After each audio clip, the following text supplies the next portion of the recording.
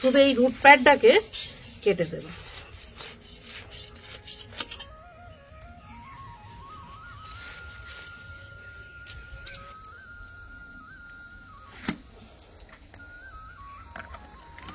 আমি গাছ করি, হ্যাঁ এতেও গাছ হয়, এতেও গাছ হয়, তবে হ্যাঁ সঠিক যদি পরিচর্যা করা যায় এতেও হয়। নমস্কার বন্ধুরা, আমি সমর আর আপনারা দেখছেন গ্রিন ফ্রেন্ডস।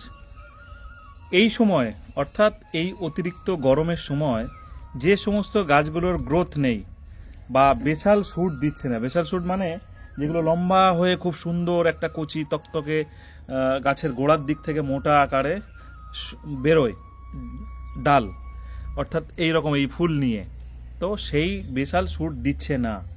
তাই এই গাছগুলোকে কিরকম যত্ন করব সে ব্যাপারে আজকে আমাদের শিপ্রাদি বোঝাবে, তাই তো?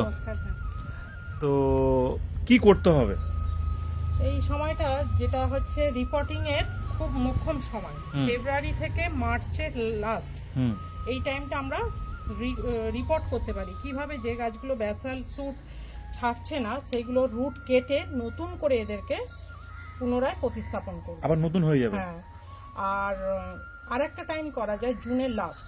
আচ্ছা, বৃষ্টির জল যখন বর্ষাকাল আসবে তখন, তা আমাদের এই সময় বর্ষাকালটা তো একটু দেরি করে ঢোকে, আর বর্ষা তো এখন দেখতে গেলে প্রায় শীতের দিকেই চলে এসেছে। তা মূলত এই সময়টা করলে কি হয়, তাহলে আমরা নভেম্বরে প্রুনিং করব, তাহলে এই ফেব্রুয়ারি মার্চ এই সময়গুলোতে টাইমে যদি আমরা শিকড়টাকে প্রুনিং করে যদি নতুন করে রিপোর্ট করি, তাহলে শিকড়ের যত্নটা করবার আমরা অনেকটা টাইম পাবো। যদি কোনো কারণে ডাইব্যাক আসে সেইটাকেও রিকভার করার সময় পাবো, তাহলে এই গাছগুলো তাহলে নতুন রূপ হবে এবং যে ব্যাসালগুলো আসবে, যে ডালগুলো আসবে বেশ শক্তভক্ত হয়ে যাবে। আমরা ট্রিটমেন্ট করার পর নভেম্বরে সেইগুলোকে যখন প্রুনিং করব, ভালো মতো একটা ডাল পাবো, প্রুনিংয়ের পর ফুলটাও ভালো পাবো। আর যদি জুন মাসে আমরা যদি রিপোর্ট করি শিকড় প্রুনিং করে, তাহলে নিত্য নতুন যে ব্রাঞ্চগুলো আসবে না, সেই ব্রাঞ্চের সঙ্গে এই ব্রাঞ্চের খাপ খাবে না, তাহলে সেই নতুন ব্রাঞ্চকে আমাদেরকে পুনরায় আবার প্রুনিং এর সময় কেটে ফেলতে হবে, ফুলটা এলোমেলো হবে না হলে। বুঝতে পেরেছি, এই হচ্ছে একটা বিষয়। তার কারণেই আজকে এইটা একটা পলিএন্থা গ্রুপের গাছ, খুব সুন্দর ফুল দেয়, পুরো টপ ভর্তি ফুল হয়, আর এরকম এক একটা স্পাইরাল শেপের ব্যাসাল যদি ছাড়ে না, মাথাগুলো পুরো গোল ফুলে ভরে থাকে। তো এটাকেই আজকে আমি রিপোর্ট করে দেখাবো যে কিভাবে রুট প্রুনিং করে আমরা করি। এই গরমের সময় করলে কোনো অসুবিধা নেই, তাই তো? না, এটা মার্চ মাসের মধ্যেই করতে হয়। আচ্ছা আচ্ছা, করলে ভালো হয়। প্রথমে একটু হালকা শেডে রেখে দেব, তারপরে টোটাল করবো, রোদ্দুরে দিয়ে দেবো। এবার রুট পুনিং এর পর না পাতাগুলো ঝরে পড়ে যাবে, এইরকম করেছি, একটা পাশে রয়েছে রুট পুনিং করেছি, পাতা ঝরে পড়ে গেছে, নতুন কচি পাতা বেরিয়েছে, এতে কোনো ঘাবড়াবার অসুবিধা নেই যে রুট পুনিং করলাম পাতা সব ঝরে গেল। এই তো 15 দিনের মধ্যে চলে আসে নতুন নতুন পাতা। হ্যাঁ, তো এটা আমি কেটে দিচ্ছি। গোলাপের কাঁটা মোটামুটি রেগুলার খেতে হয়, হ্যাঁ, হাত পা সবই ছড়ে যায়, রক্ত বেরিয়ে যায়, কিন্তু বেরিয়ে গেলেও ফুলটা যখন হয় বেশ আনন্দই লাগে, তখন আর ওসব মনে থাকে না। তাই এই একটা পাতলা ছুরি নিয়ে নিয়েছি দাদা, এই ছুরিটা সাইড দিয়ে এইভাবে বসিয়ে নেব, কারণ শিকড়ে তো পুরো প্যাকটা সাইডগুলো দিয়ে। হ্যাঁ, এইটা তখনই করব যখন এর তলা দিয়ে রুট বেরিয়ে গেছে। আচ্ছা, তখন রুট বাউন্ড হয়ে যাওয়ার পরেই সেই সমস্ত পট কিন্তু করতে হবে, নচেত কিন্তু অন্য পটে করা যাবে না। রুট বাউন্ড যতক্ষণ না হচ্ছে ততক্ষণ কিন্তু করব না, করা যাবে না। হ্যাঁ, যাদের গাছে রুট বাউন্ড হয়ে আছে তারা এখনো করতে পারেন মার্চ মাসের মধ্যে। এবার এইভাবে খসিয়ে নিয়ে এই জায়গাটাকে ধরে এইভাবে নাড়াবো, নাড়িয়ে তুলবেন, তাই তো?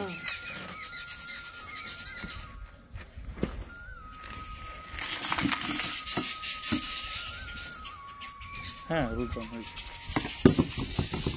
দেখুন পুরো একদম টাইট ফিট হয়ে গেছে। হ্যাঁ, কি অবস্থা। এবার এইটা একটা কথা বলি, এটা আমার যেটা শুধু সিন্ডারে নেই, এটা কিন্তু মাটির বলা আছে, সেটা আমি দেখাবো। এই যে ওপরের যে ফিডার রুট, এতে আমি হাত দেবো না। এবার শিকড় এখানে প্রচুর বেশ মোটা মোটা শিকড় এসে গেছে এবং সাদা শিকড়ও আছে, তাই বেশি কাটবো না। শুধু এই রুট প্যাডটাকে কেটে দেবে।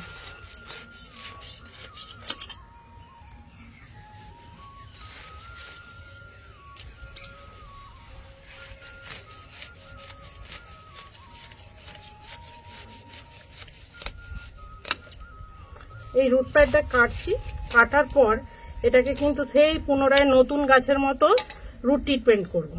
পুরো একদম ইয়ে হয়ে গেছে, কি অবস্থা দেখুন, নষ্ট হতে শুরু করেছিল। এইটা না করলেই ডাইব্যাক আসবে। এইটাকে যদি আমি রিপোর্ট না করতাম তাহলে কিন্তু ডাইব্যাক আসতো। এই অবস্থা দেখুন, এ আর জায়গা পাচ্ছে না তো। হ্যাঁ, বাড়বে কোথা থেকে?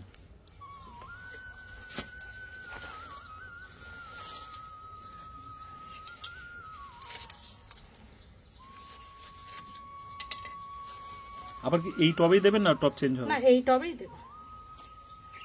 টপ চেঞ্জের কোনো ব্যাপার নেই, তাই তো? না,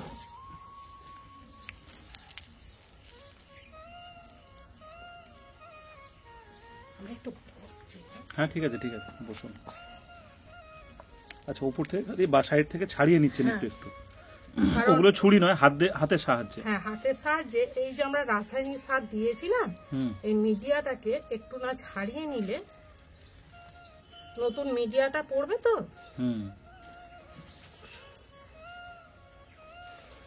লোকে বলে গোলাপ গাছে রুট হয় না, কিন্তু এই রুটটাই যদি না আনা যায় তাহলে কিন্তু গাছ গ্রোথ হবে না। মানে রুটের চাপে আমি এগুলোকে ছাড়াতে পারছি না।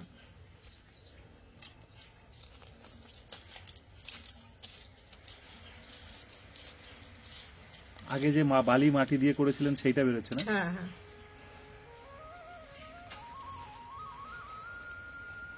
আবার যাদের ভালো গাছ আছে তুলে ফেলবেন না এই মুহূর্তে। না, ভালো গাছ তোলার দরকার নেই। এটা আবার যে সিজনে যখন রিপোর্ট হয় তখন আবার হবে এটা? হ্যাঁ হ্যাঁ, তখন আবার হবে, তাই তো? এই কদিনে আবার বেড়ে যাবে।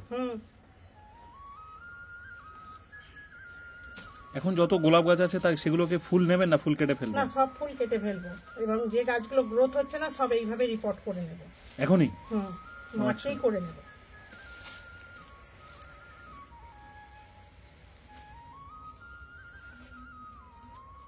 এটা মনে ভুল করে থেকে গেছিল। দেখুন মাটি বেরোচ্ছে, দেখুন বালি বেরোচ্ছে সব। হ্যাঁ, মাটি বালি বেরোচ্ছে। মাটির মিডিয়া থেকে সিন্ডারেই দেওয়া ছিল। হ্যাঁ, কত ইঞ্চি মাটি দেখুন, গাছ হয় কিনা দেখুন। আপনার সামনে আমি একদম তুলে ধরছি। এইটুকু মাটির বল থাকলে বিয়ার রুটে ছাড়িয়ে ফেলে, কিন্তু এই মাটি দেখুন, পুরো মাটি আগে মাটিতে ছিল, সেই সহ সিন্ডারে বসানো। আমি ওই জন্যই বলি যে আমার এটা জগা খিচুড়ি মিডিয়া, এই মিডিয়াতেই আমি গাছ করি। হ্যাঁ, এতেও গাছ হয়, এতেও গাছ হয়। তবে হ্যাঁ, সঠিক যদি পরিচর্যা করা যায় এতেও হয়। আর যে পরিচর্যায় অবহেলা করবে সে সিন্ডারও পারবে না, মাটিতেও পারবে না, কোনো কিছুতেই হবে না। পরিচর্যাটা সঠিক দিতে হবে। চলুন, দিদি একটু তাড়াতাড়ি করছে, আমার ট্রেন ছেড়ে যাবে বলে।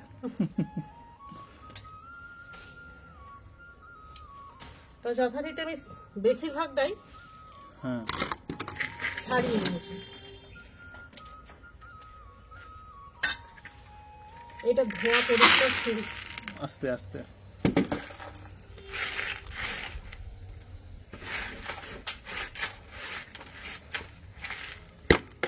এইভাবে সিন্ডারটা দিয়ে দিলাম।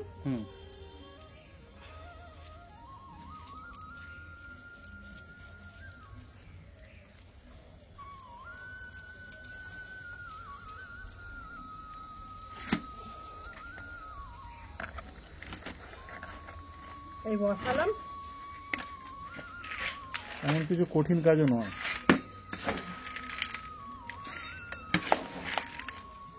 এটা নতুন সিন্ডার না পুরনো? এটাও পুরানোই সিন্ডার। এটা শীতকালে চন্দ্রমল্লিকা ছিল। আচ্ছা, সেটাকে ধুয়ে পরিষ্কার করে রোদ্দুরে শুকনো করে নিয়েছি। আমি সব রকমই দিই দাদা। এই সিন্ডারটা এখনো ভালো আছে, খুব ধুলো হয়নি তো। গোটা গোটা দেখা যাচ্ছে।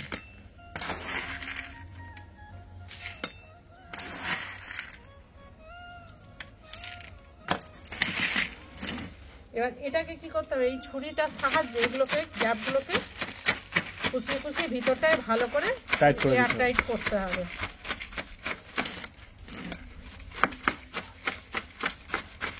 আর বাকি এই গাছের যে খাবার দাবার আমরা যেভাবে নতুন গাছ বসাই যখন 1 মাস বলেছি যেভাবে সেইভাবেই এটা আবার রুট ট্রিটমেন্ট চলবে টানা 15 থেকে 20 দিন। নতুন গাছের ক্ষেত্রে 30 দিন আর পুরানো গাছের ক্ষেত্রে টানা 15 থেকে 20 দিন চালালেই হবে, কারণ এই তো অলরেডি বড় গাছ শিকড় তো হয়ে আছে। একদম তাই। 15 দিন করতে হবে। এখন কি 2-1 দিন ছায়াতে রাখবেন নাকি না? হ্যাঁ, এই একটু এরকম ছাওয়া জায়গায় রেখে দেবেন। এখানটা সকালে নরম রোদরা থাকে পূর্ব দিক তো।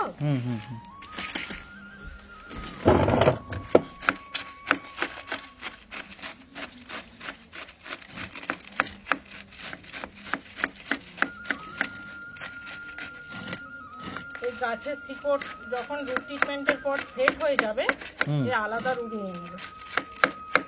এই পাতাগুলো ঝরে যাবে তাই তো? হ্যাঁ, এই পাতা ঝরে যাবে, দিয়ে এরকম কচি পাতা বেরোবে, ঝরে যাবে হলুদ হয়ে, কোনো চিন্তা নেই, ঝরাটাই স্বাভাবিক।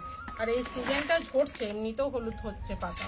আচ্ছা, কম বেশি অনেকের বাগানেতেই পাতা হলুদ হচ্ছে।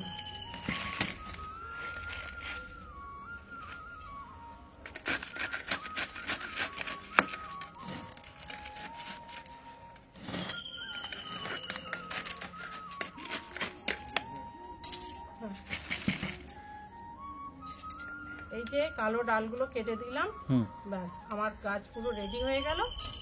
এরপর আমি ভরপুর মাত্রায় জল দিয়ে দেবো।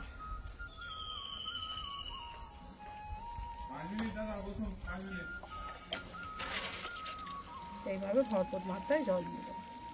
জল নিচ থেকে ড্রেনেজ হয়ে বেরিয়ে যাবে। তারপরে 3 দিন পর 1261 চালু করব। এই জলটা যদি কেউ ফাঙ্গিসাইড জলও দিতে পারে তো আরো ভালো, তাতেও চলবে। হ্যাঁ, খুবই ভালো। আর 3 দিন পর 1261 রুট ট্রিটমেন্ট যেমন আমরা চালু করি ঠিক সেইরকম ভাবে চালু করব। এবং রুট ট্রিটমেন্টের ভিডিও ছাড়া আছে, আপনারা চাইলে দেখলেই মোটামুটি হবে, আর অন্য কিছু নয়। সবাই ভালো থাকুন, সুস্থ থাকুন, আর অবশ্যই ছাদে গোলাপ গাছ করুন।